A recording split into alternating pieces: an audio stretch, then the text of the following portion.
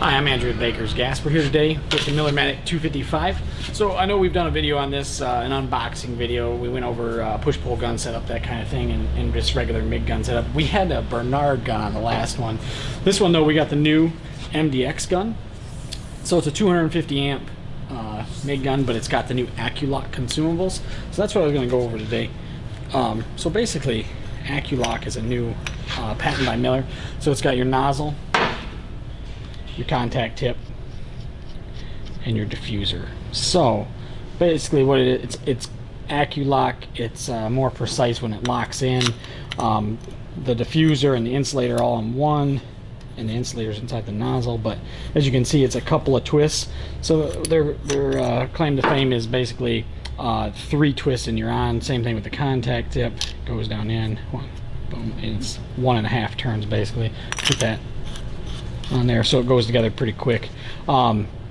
They do make, you know, flush nozzles, recessed nozzles, that kind of thing, different size orifices. But a lot of questions that have arose on what to buy, what kind of kit to buy, or what consumables should I reorder. So at Baker's Gas, we came up with our own consumable kit for this particular MDX gun. So inside this kit, now we build these all ourselves at Baker's Gas, so it's exclusive to us. It's a MIG consumable kit, so wire size 030 to 035, compatible with the MDX 250 MIG gun. So inside this kit, open her up here, we got some Miller stickers, Baker, some more Miller stickers, and then what it comes with is 2 nozzles, 2 diffusers, a bag of 035 tips, and a bag of 030 tips. So for this consumable kit, it's roughly I think $86 value. It's $60 on bakersgas.com. So for this, the worth of this is $86, but we have it online right now for $60. So we'll have that link below. You can add it to the package when you're checking out after you buy the Millermatic 255, just as an extra consumable kit that comes with. So this thing comes with 030, 035, and 045 contact tips, diffuser, nozzle.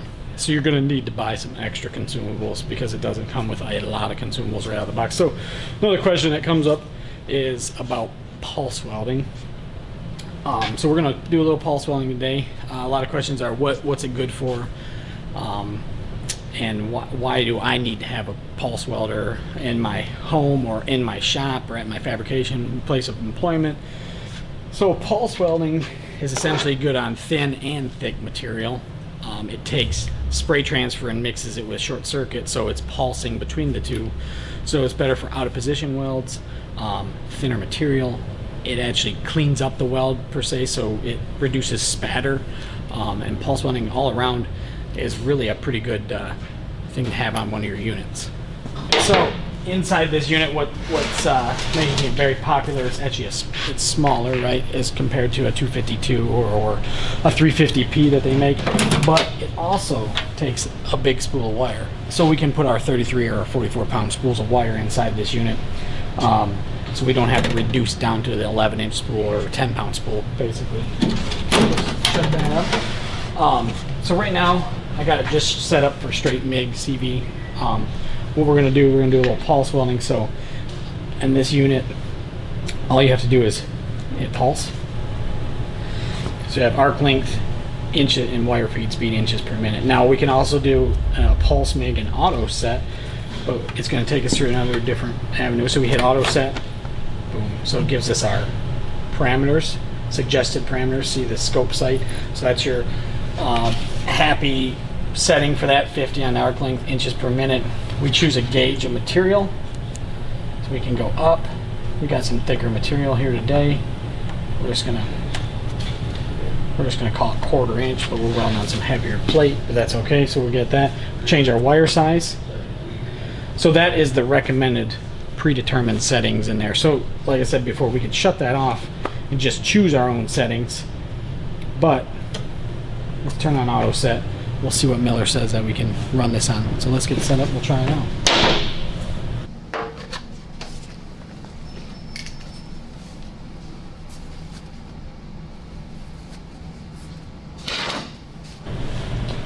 So like I said before, we got 045, 1/4 inch. We're on 90-10 gas. Let's give this a shot.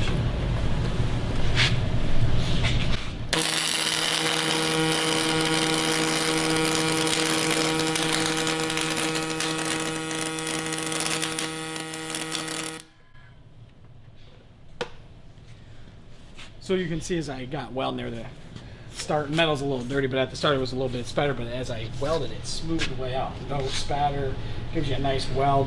So that's where it's bouncing between a spray transfer and a short circuit. So it's going hot, cold, hot, cold, hot, cold, and it's giving you a more uniform weld, less spatter, cleaner.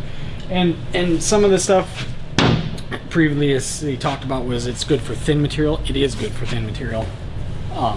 It increases your travel speed on thinner material, but it's also good for thicker material. So all in all, it's a good all-around function to have on your unit. Now, you don't always have to use auto set. If you're familiar with arc length and your inches per minute, you can turn that off, go right back to the regular setting, but it's just as easy as that. So remember, this Millermatic also has a setup for a push-pull gun for aluminum. It'll run 4000 and 5000 series aluminum, and you can also pulse weld in aluminum too. I don't have that gun today, but I believe we did a video on it just in the past, so we'll link that video below too. That goes over a little bit more processes on another unit. So online right now at bakersgas.com, the Millermatic 255, on top of all the Baker's savings packages, there's also a manufacturer's rebate for $400. So with all our savings packages or bundles, then you can get an additional $400 from the manufacturer. So check that out online, bakersgas.com.